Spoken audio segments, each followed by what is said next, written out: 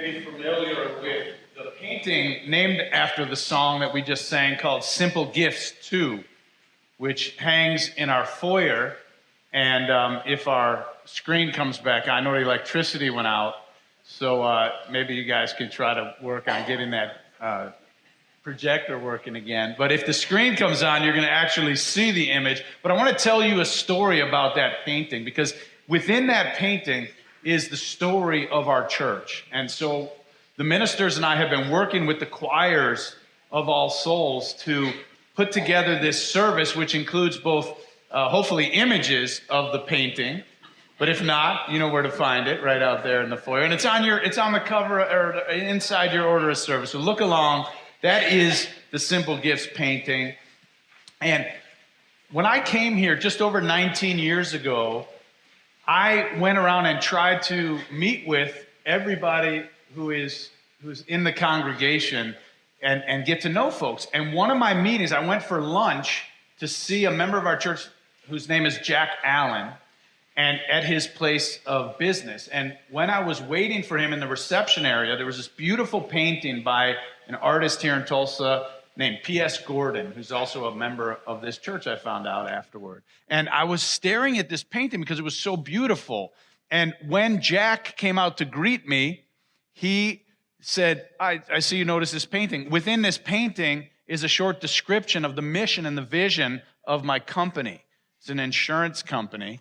And he went through and described about 8 objects in the painting. And when he described those objects, he told me about all the values of his company and what they did. So when I came back from lunch to a staff meeting, I told the staff of All Souls about this painting. And in doing so, I described in about 5 minutes the vision and the purpose and the history of his company. And they said, we need a painting like that at All Souls.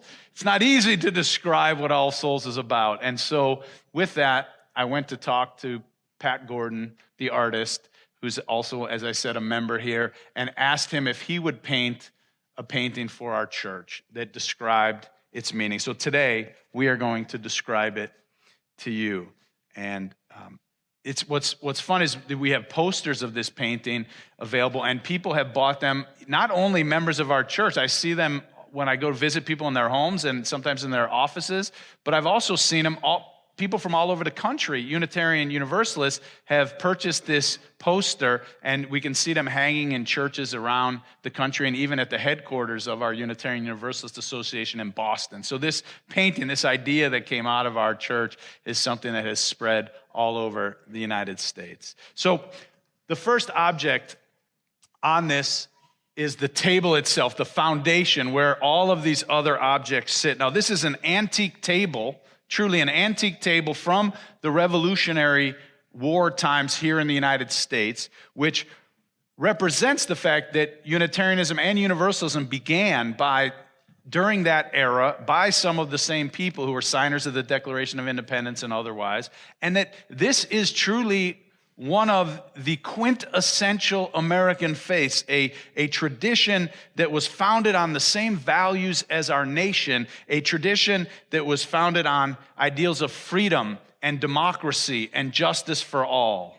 America is, as our church America strives to be, as our church strives to be, a welcome table for all people from all over the world, no matter what religion, no matter what culture, no matter where they come from, ethnicity, or whether they're rich or poor. We strive to be a welcome table to the world. And so we do here as well. Someday, we believe that all people will sit at the welcome table together. We're gonna sit at the welcome table.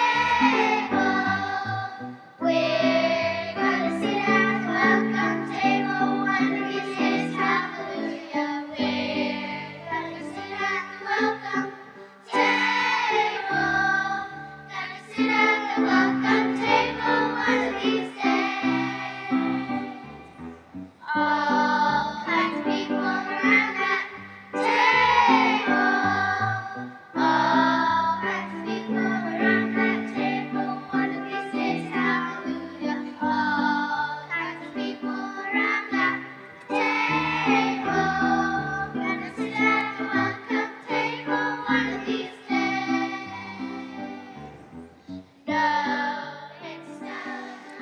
Wonderful, wonderful, wonderful, wonderful. So there are lots of things we might put on our welcome table.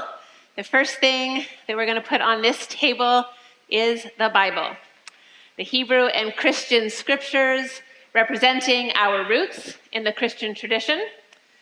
For a long, long time, we know that the Bible was people's primary source of religious understanding, revelation, and inspiration, and the Bible today still provides as a great source, a rich source of inspiration in many of our lives. But for a long, long time, the scriptures and the priests who read the scriptures and the ministers who interpreted the scriptures in those years of the Protestant Reformation had a lot of authority in people's lives. And that changed slowly with time. And it changed more rapidly in the 19th century when Ralph Waldo Emerson was born. Thus, the second book on the pile is a book of Emerson's writing. Emerson was born in 1830, and he was part of the Transcendentalist movement here in the United States of America. He was first a Unitarian minister and then became more of an essayist and a public speaker. He, along with Henry David Thoreau, Theodore Parker, Margaret Fuller, and Louisa May Alcott, and so many people that we studied in school, but without connecting them to this religious tradition, really reached beyond the Bible for sources of inspiration and revelation, for understanding of truth and wisdom. And they started reading sacred texts from other countries. They studied Hinduism. They started translating texts like the Bhagavad Gita. They paid a lot of attention to what was happening outside the walls and windows of their churches, studying science, communing with nature, developing a direct relationship with the divine, and pushing the boundaries of religious authority. And our tradition continues to do that today. And so the third book on the pile is one of my favorite things in the painting, is an empty book, like a journal someone might give you as a holiday present, meaning that this story isn't over. We're living this story together. Some people might say God is still speaking, or evolution is still unfolding, or revelation is still being revealed, reality is still being revealed. We are the ones writing the future of this faith here, today, together. We are the one listening for Spirit to speak into our lives. Are you listening?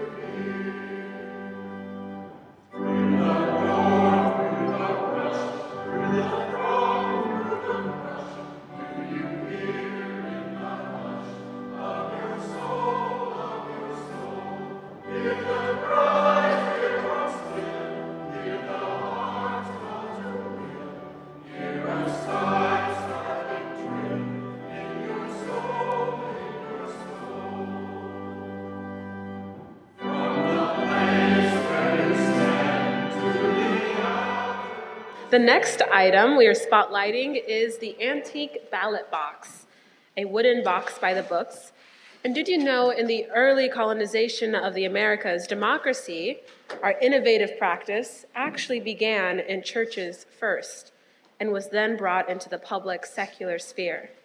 Democracy is how we organize our church polity in Unitarian Universalism.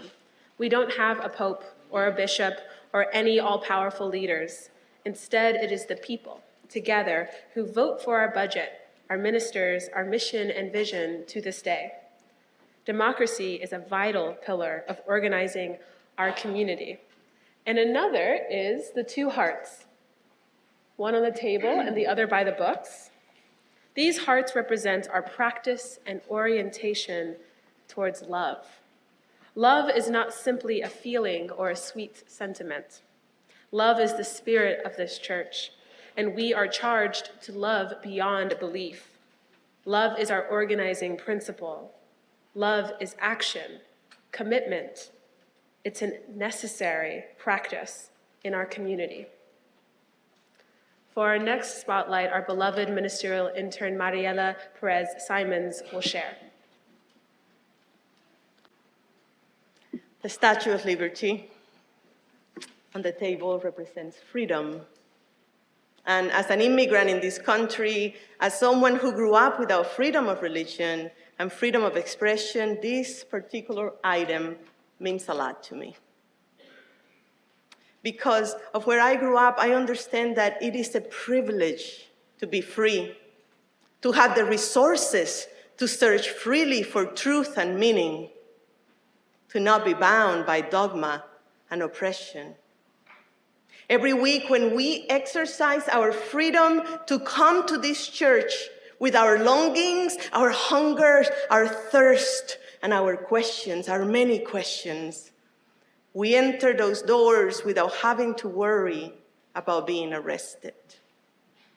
That's a privilege we should never take for granted. Our tradition has a long-standing history of being fiercely on the side of freedom, dismantling the tyrannies and oppressions of body, mind, and spirit. Some of our Unitarian Universalist ancestors spent their entire lives fighting so we could enjoy the freedom of religion that we have today. Freedom to believe, to doubt, to explore, to ask questions. Freedom to welcome everyone only. Freedom to grow and evolve in our understanding of what it's like to be human, what it's like to be religious, what it's like to live in community.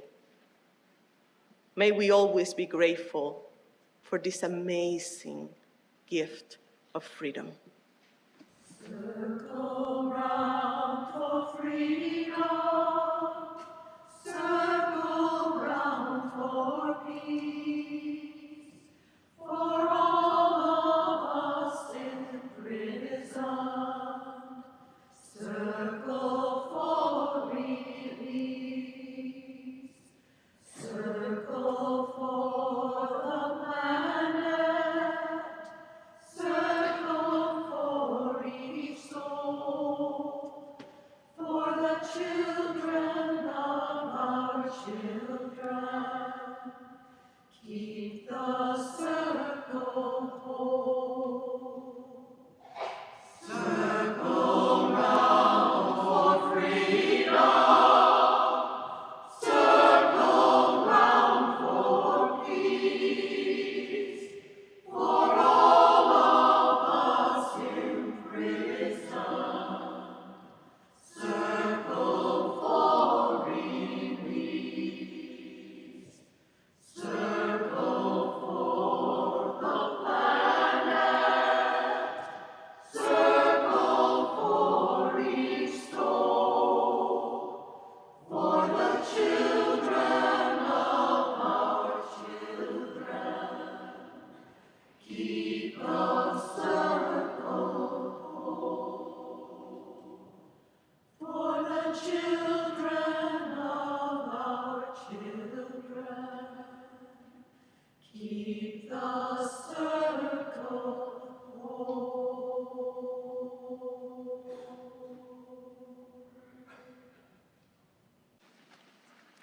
The scales represent our commitment to justice, our understanding that there can be no freedom without justice. It is a reminder that we justice-seeking people are not fully free until all are free.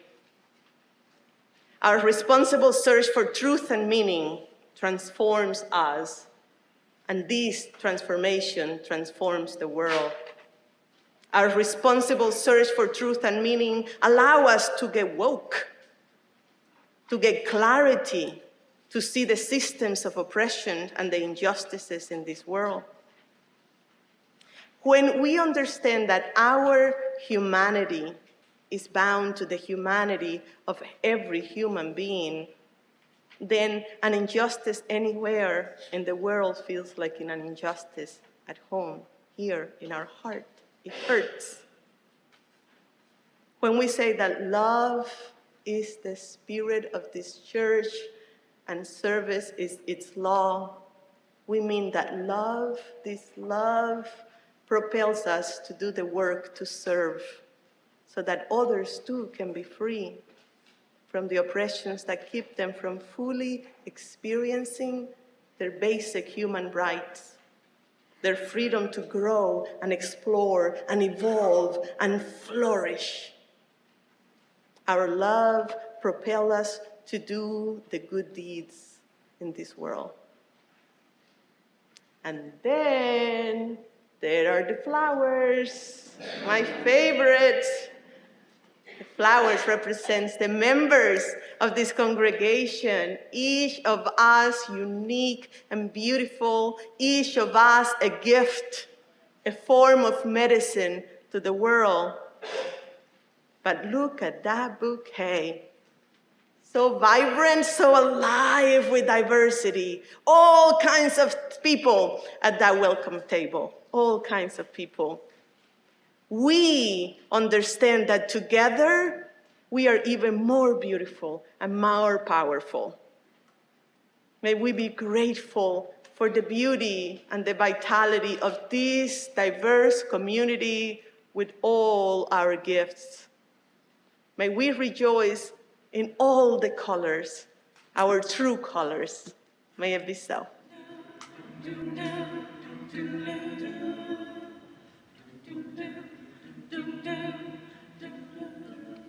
with the sad eyes, don't be discouraged, don't worry about us. It's hard to take courage in a world full of people. You side of the world, darkness inside you makes you feel so small. I see your true colors shining through. I see your true colors, and that's why I love you. So don't be afraid to let them show me your true colors, your true colors. So our true colors need a place to gather, to come together. Otherwise, we're just spread all over and there's no container for us. So in the painting, it's the glass vase that represents our church, our building, our sanctuary, the place where we come together in all our diversity and all our beauty and all our pathos and all our hungers and yearnings and desire. We come together so that we can be together, so that we can support each other and inspire one another. We can lift each other up and comfort one another. I love the symbol with the clear glass because our sanctuary has clear glass windows, not stained glass windows. When we come in to church, we don't hide away from the world, but we look out onto the world even when we're in here. So we're reminded that our religion is not just 1 hour a week on Sundays, but our religion, our faith, our beliefs, our values are something we live out in the world every hour, hopefully, of every day. But no matter what, we've got this place, we've got a place, a church to come back to love each other, to support each other, to gather our strength, gather our wits about us so that we can clarify our moral clarity in times like these and all the times of our lives and our nation. And then in the vase is the water. And the water represents the source of all life. I mean, all life comes out of water. So I love this symbol as a source of life. Some people might call it God. People call it many names, but that from which all life comes, whether it's the nature or God or however you understand it. We have many ways of understanding it. So this symbol of water, which is something that's within all of us and no life can exist without it. This symbol of water reminds us of the source of existence itself. And so we have this container in which we come together to be nourished by one another and by the source of all life. In this congregation, we may understand it by many names, but the most common one at All Souls is love. We say every week, love is the spirit of this church.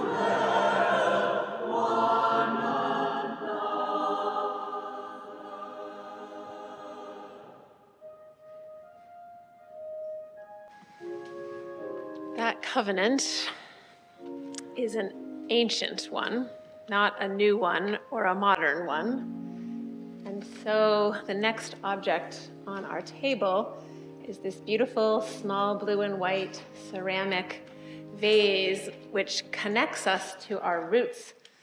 Those roots Reverend Hailu was using as an image in her prayer, those roots that connect us laterally with people all over the planet, and roots that reach deep into the earth. It connects us to our religious ancestors and to our descendants. This style of the vase is from the Carpathian Mountains, where there has been the practice of Unitarian Christianity continuously since the time of the Protestant Reformation. So for the last 450 years, for example, in a little village called Enlaca, we have a partner church, and those people have been performing Unitarian Christian rituals continuously. So it's a beautiful gift and an ancient gift that we still treasure today.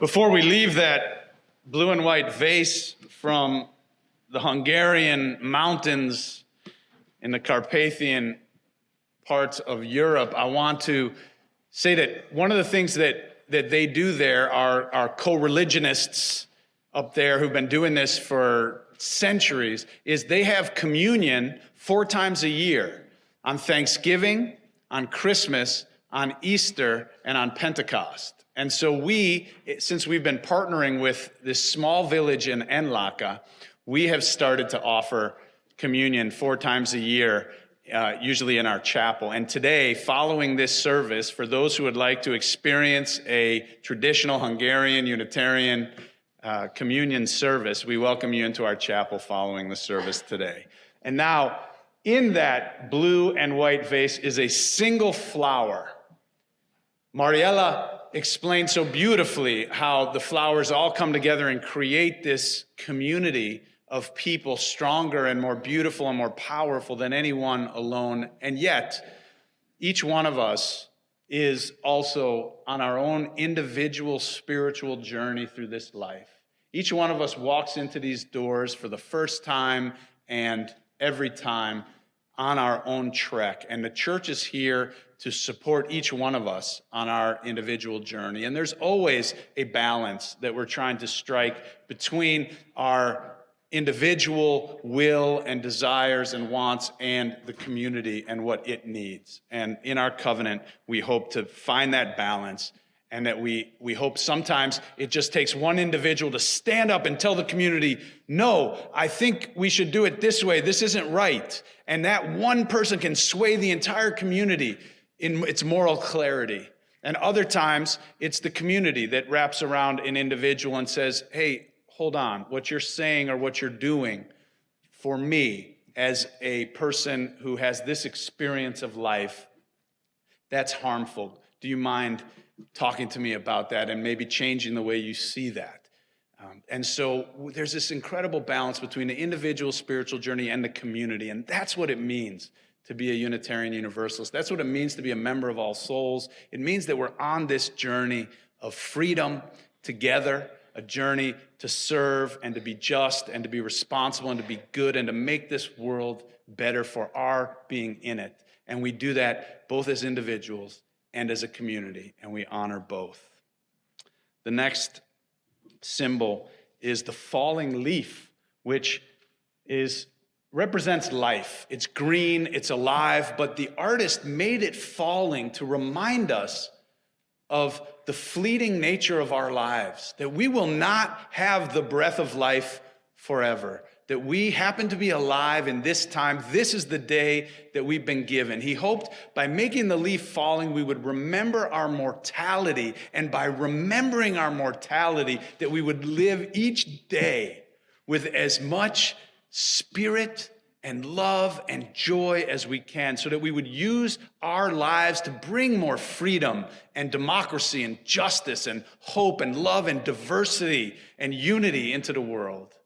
And our final symbol is the dead oak leaf, which sits on there reminding us of those who have died, who have gone before us, whose shoulders we stand upon in this congregation and in this community. We often call them the mighty cloud of witnesses who are always around us.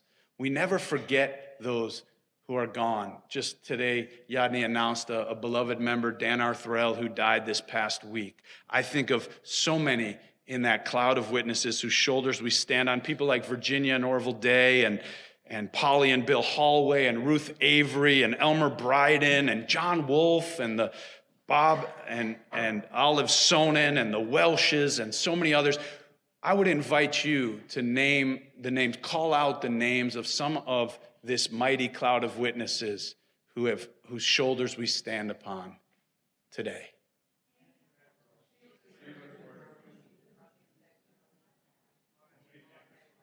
Yes.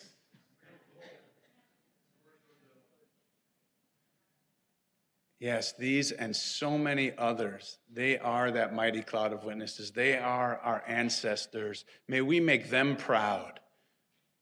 May they, if they could, as some people think, look down upon us, may they see us and smile for what we're doing in our times, taking what they did in their times and bringing it forward in a way that makes sense and builds a better tomorrow. We give thanks for those who are no longer with us, but they still exist in the air, in our breath, in our spirit, and always. We never forget you.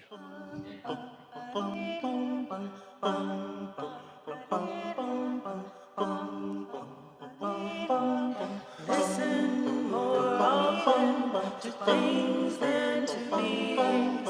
Listen more often to things than to beings. 'Tis the ancestors' way when the fire's voices 'tis the ancestors' breath in the voice of the waters.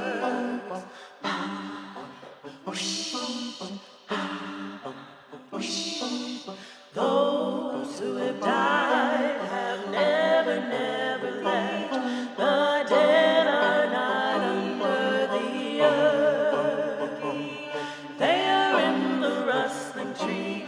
They are in the crawling woods. They are in the pine grass. They are in the morning rocks. The dead are not under the earth. So listen more often to things than to beings. Listen more often to things than to beings. 'Tis the ancestors' breath when the fire's voice is heard. 'Tis the ancestors' breath in the voice of the waters.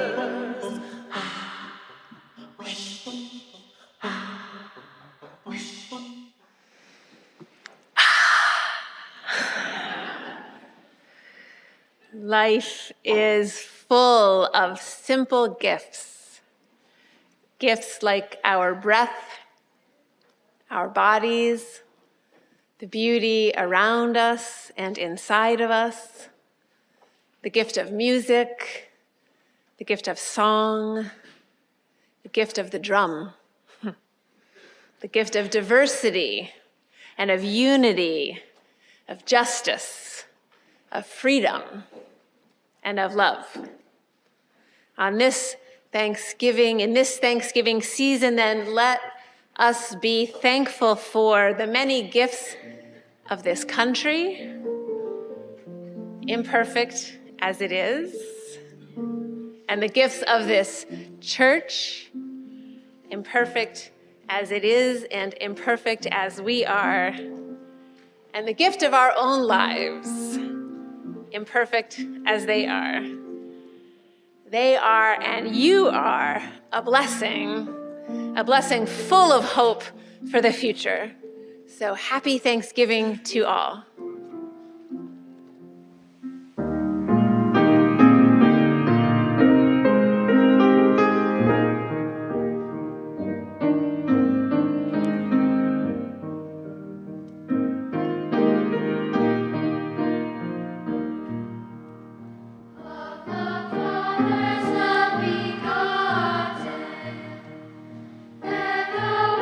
Began to be.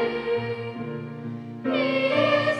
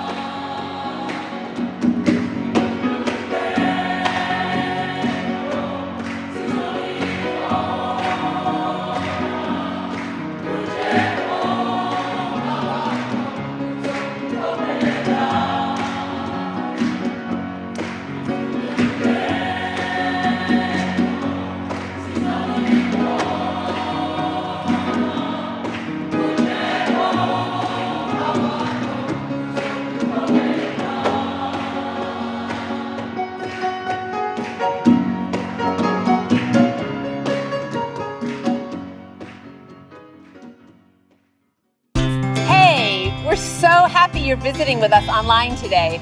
We love connecting with people all across the country and around the world, sharing our powerful message of love beyond belief. There's something new happening here. You can now join All Souls as a virtual member. Our virtual membership is designed for friends who live outside of Tulsa, Oklahoma, and who want to engage with All Souls in a meaningful way.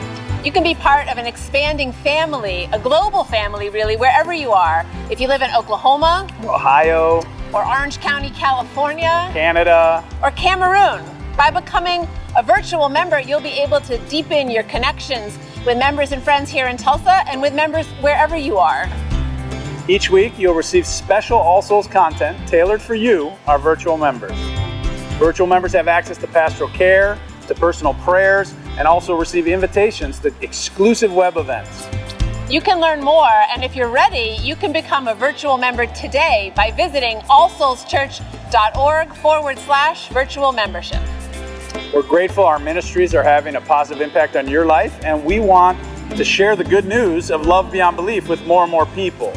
So no matter what, we need your support to keep this ministry growing and thriving, so please consider making a gift today. You can do so by texting LOVEBB for Love Beyond Belief to 73256 or simply visit our website. You are a blessing in our lives. May you be blessed. and be a blessing.